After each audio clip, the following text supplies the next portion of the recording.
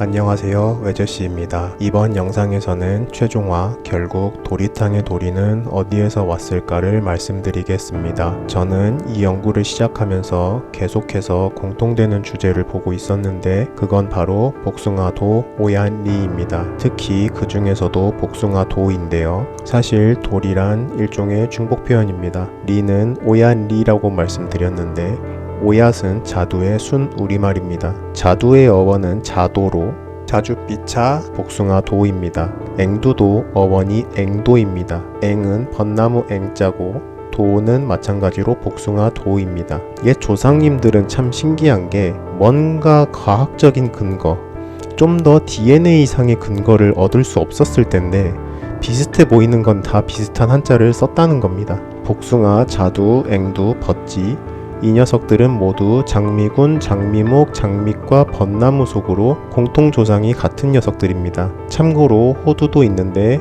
호두는 어원이 호도로 오랑캐호 복숭아도입니다. 호두는 장미군이긴 하지만 그 밑으로는 다른 계열입니다. 어쨌든 이 연구의 주요 키워드는 도리, 앵두, 닭, 시대는 1800년에서 1900년대, 지역은 평양성 일대 주변입니다. 제가 이 마지막 영상을 만들기 전 이 키워드들로 자료를 더 조사해 봤습니다. 그것들을 시간선상으로 정리하면서 말씀드리겠습니다. 우선 제일 중요하지도 않고 아무 연관도 없지만 일제강점기 시작 시기를 기준으로 삼아보죠. 1910년 8월 29일이 일제강점기의 시작이죠. 그리고 도리탕 연구의 시발점이라 할 수 있는 조선무쌍 신식요리제법이 1924년 초판 발행됐고 해동죽지가 1925년 초판 발행했습니다. 우선 여기까지만 두고 봤을 때 일본어설 주장하시는 분들이 일제강점기가 있지 않느냐, 일본어가 섞이겠지 않느냐 하십니다. 그런데 제가 재미있는 자료를 하나 보여드리겠습니다. 아시아 교육연구 11권 4호 츠즈키 츠구오님의 일제시대 야학 및 학술 강습회에서 실시된 일본어 강습이라는 논문을 보겠습니다. 일제강점기 시작되는 시기쯤에 통계를 보면 조선의 인구가 1631만 명이었는데 일본어를 이해할 수 있는 비율이 0.61%였답니다. 이게 얼마나 눈곱에 먼지만치도 안 되는 수치냐면요. 한 학급에 30명 정도가 있다고 할 때 99.9%의 확률로 한반 인원 전체가 하이, 아리가또 또 모르는 거고요. 또 여기 이해할 수 있는 조선인이라고 표현했는데 이건 거꾸로 말하면 출력, 즉 말하기나 글쓰기는 미지수라는 얘기입니다. 1000명 중에 일본어가 된다는 사람이 6명 정도인데 그나마도 뛰어나지 않은 실력이라고요. 또 그 위에 보면 일본어 보급 관련 시설은 855개, 강습생 수는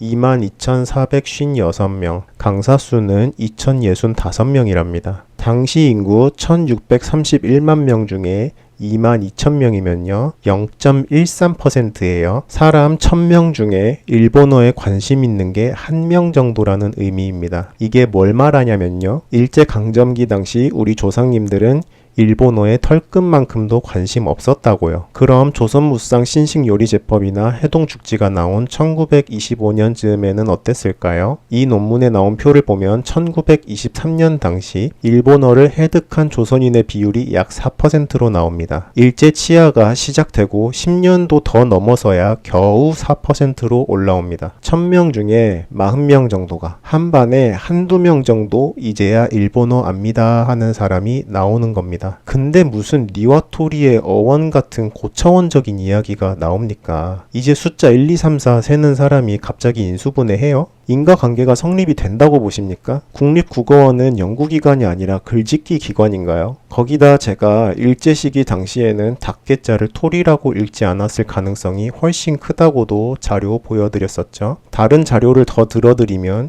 이건 이원규님이 1944년에 무려 일본어로 작성한 조선요리라는 책인데요. 이 책의 어느 부분을 찾아봐도 닭과 도리를 병기하거나 닭도리라고 하는 곳은 한 곳도 없습니다. 일본어로 책을 쓸 거면 상당한 실력자임에도 불구하고 닭도리라고 쓴 흔적조차 없다고요. 또 방신영 여사님이 1942년에 쓰신 조선요리제법이라는 책에도 바로 그 요리 개인 입구 메시가 등장하죠. 그리고 지금도 구글이나 일본 검색 사이트에 계육의 읽기 방법이라고 찾으면 지금까지도 왜 토리니쿠라고 읽지? 라는 질문글이 쏟아지고 있고 그 대답의 대부분이 일본에서 식용조류는 보통 닭이기 때문에 라고 답하고 토리는 새, 조류를 전부 통틀어서 말하는 거고 닭은 니와토리고 개육은 원래 케이니쿠가 맞다고 한다니까요. 그럼 1900년 초반에 먹던 가금류가 닭만 있었을까요? 아니죠. 책만 대충 뒤져봐도 오리, 거위, 꿩, 메추리 별게 다 나온다고요.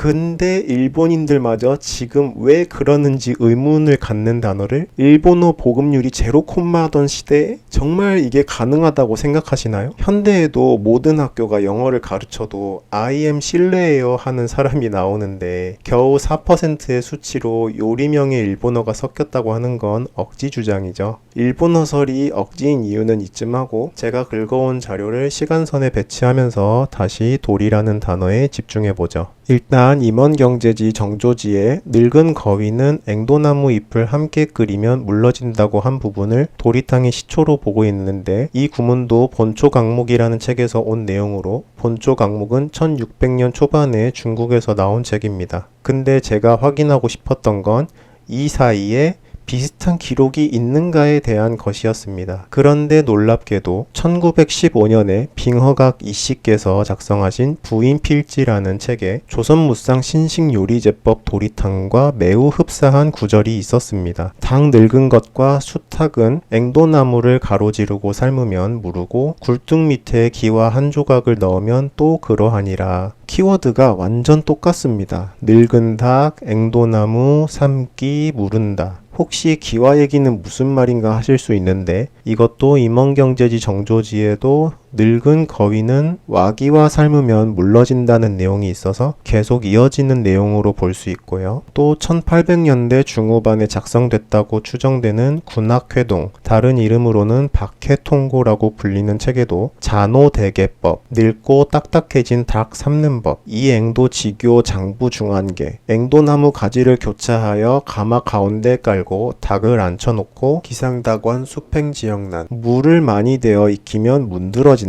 여기서도 동일한 키워드가 보이죠? 늙은 닭, 앵도가지, 삶다, 무르다. 도리탕이라는 단어는 없지만 임원경제지와 조선무상 신식요리제법 사이 기간에도 이렇게까지 키워드가 일치하는 책이 2권이나 더 나왔습니다. 그래서 여기서 추측하길 노게를 부드럽게 하는 방법이 전해져 내려오고 있었는데 이것을 한 단어로 만든 것은 부인필지가 나온 1915년에서 조선무상 신식요리제법이 나온 1924년 사이라고 추측할 수 있습니다. 이렇듯 닭도리탕의 어원이라고 할 수 있는 앵도나무 가지로 노게 삶는 법이 동일한 키워드로 검색이 된다는 겁니다. 그런데 저는 다시 의문점이 하나 생기더군요. 그래, 노게 삶는 법이 이때부터 언급이 돼 왔으니 레시피는 있다고 치자. 그런데 재료 조달은 어디서 했지? 라는 생각이 들더군요. 그래서 이 키워드들로 검색을 계속했는데요. 제 눈을 의심하게 되는 게시물이 하나 검색됐습니다. 북한 지역 정보넷이라는 곳에서 검색된 도릴이라는 옛 지명에 대한 게시물이었습니다. 심지어 한자도 도리인데 아니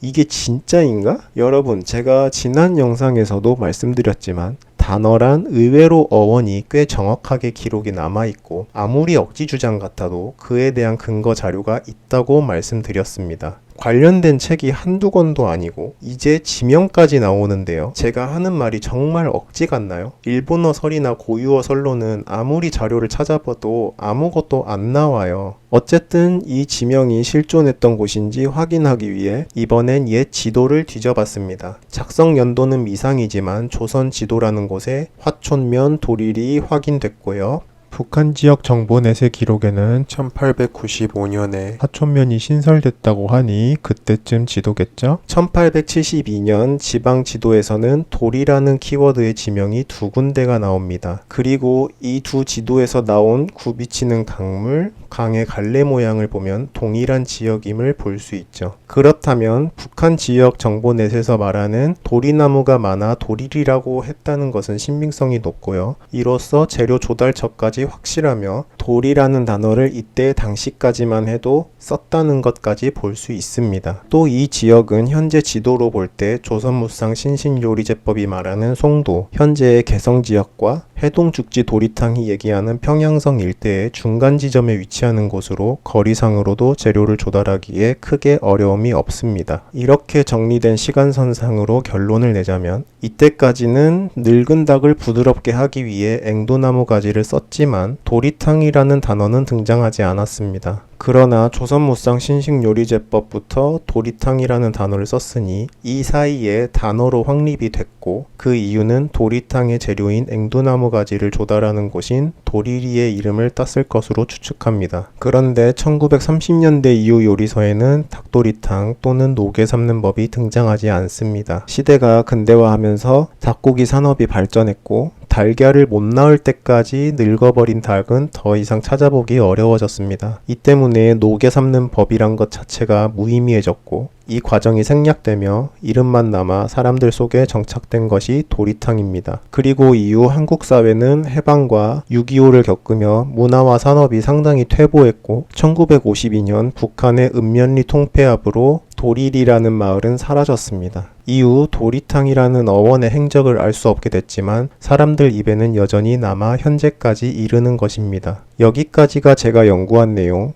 그리고 그것을 뒷받침할 자료들이었습니다. 문득 국립국어원의 공식 입장 중 일제 때부터 그랬던 것 같다는 어르신들이 증언이 있다는 말이 떠오르는데요. 오비일학, 까마귀 날자 배 떨어진다고 했나요? 분명 이 시기에 만들어진 우리말인데 일제라는 사건이 없었으면 성립조차 안 될 얘기를 왜 우기고 있는 걸까요? 이제 식민지적 발상에서 벗어나야 합니다. 아닌 건 아니라고 말해야 합니다. 제가 이 연구를 하면서 한 가지 아쉬운 점은 정말로 노게를 앵두나무나 도리나무와 함께 삶으면 물러질까에 대한 부분이었습니다. 앞서 말했듯 노게란 것 자체를 찾기가 어려워진 시대가 됐고 누가 복숭아나무 가지만 파나 싶기도 해서 개인적으로는 해보기 어려운 부분이 있습니다. 이게 정말 해보고 싶은 게 많은 요리에서 과일이나 가지, 잎 등으로 고기를 함께 삶는 레시피가 꽤 흔하기 때문입니다. 실제로 과일이나 나무의 효소 성분이 육질을 부드럽게 하는 효과는 과학적인 얘기고 또 이런 요리들은 나무의 독특한 향이 남는다고 하는데요. 저는 해동죽지 도리탕의 마지막 부분 일정춘푼 도리향이 단순히 맛있다는 얘기가 아니라